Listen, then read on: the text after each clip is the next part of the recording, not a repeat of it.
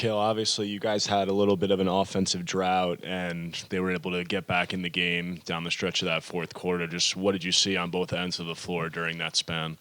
Um, Shoot, they just picked it up a notch. They just kept playing hard. I mean, even that Boston game, if you watch, they just weren't going to stop. They didn't stop quitting. So, I mean, I knew that coming in, they were just going to keep fighting. That's what they did. They just kept the pressure. They got confident, and they had it rolling. So, I mean, credit to them and the coaches for just keeping their spirit up and just keep fighting to the end. Mikhail, what's going through your mind after Seth misses the two free throws? No timeouts for either team. I think 5 seconds and change on the clock. What do you kind of, what's going through your mind with that? Just hopefully speed them up and, I don't know, just make them take a tough shot. I think personally, I didn't want Talon or Laurie taking the last shot. So I was just hoping, you can't control that, but just hoping they don't, get opportunity. But, I mean, it's tough.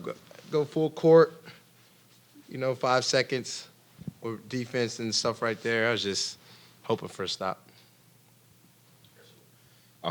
Speaking of Talon and Laurie, I mean, it seems like you guys have found a good groove of being able to shut down an opposing team's number one scoring option, at least in these last few games. But on the flip side of that, the number two scoring option has been able to kind of step up. Just what are you seeing in the defense in terms of just A, taking that number one guy out, and B, kind of like allowing that number two guy to step up and make shots? I mean, I don't think we're relying on none of that. They just been playing well. We just got to be better. I mean, we just got to be better. Defensively, even one or two options, because a lot of teams, the number one and two are both really good, even they three as well. So we just got to be better. Just defensively, I think we did a good job on Laurie, but Taylor had it going early.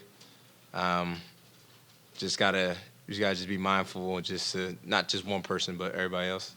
And second, just what have you seen from Spencer? It looks like he's just been stringing together double-digit assist games pretty much for the last couple of weeks now. Just what have you seen from him in terms of being able to find guys? Because he's saying it's credit to you guys for making the shots, but obviously he's the one who has to make the pass. For sure. He's breaking defense down.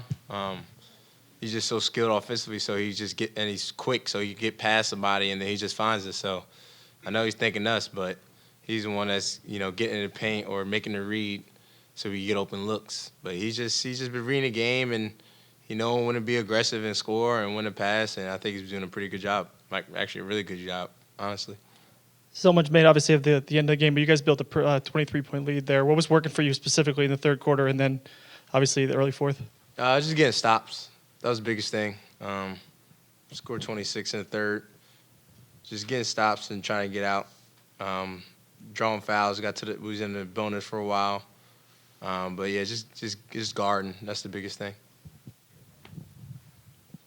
Following up on that, I mean, I'm not going to say that they're necessarily prolific, but I mean, they're one of the better three-point shooting teams. They get up a lot of looks. They make a lot. What was effective through those first three quarters that allowed you guys to get stops and specifically to shut down their three-point shooting? And what kind of went awry early in the fourth where you guys got a little sloppy with the fouling and gave them an opportunity to get a parade to the line? Yeah, I think just how we were switching. So we was reading. So it's kind of, we're not in a drop defense or anything or up so they could, skip on us. But we was just reading, keeping everything in front of us. So you didn't kind of got to overhelp as much.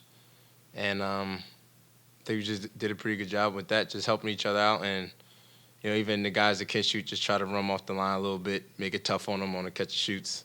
But, yeah, I think just us switching and staying in front of the ball helped. Not only are you shooting a lot more free throws in Brooklyn, 13 today, and that's been a pattern, but the percentage of your shots, specifically in the two-point range that you're getting fouled on, is way up in Brooklyn. Do you attribute that to the type of shots that you're taking or more internal growth working on certain skills? Yeah, I mean, that's just growth, just learning the game. And, I had two guys that in Phoenix right now that I watch a lot and how they draw fouls and get to the paint. And I've guarded guys who can get fouls, and especially on me, so I kind of know how to, get foul calls a little bit. But, yeah, it's just growth, too, just a lot of film and just a lot of practice, just being out there and trying to read the game. But it's a lot just with growth and learning and just watching as well. Yep. Thanks, guys.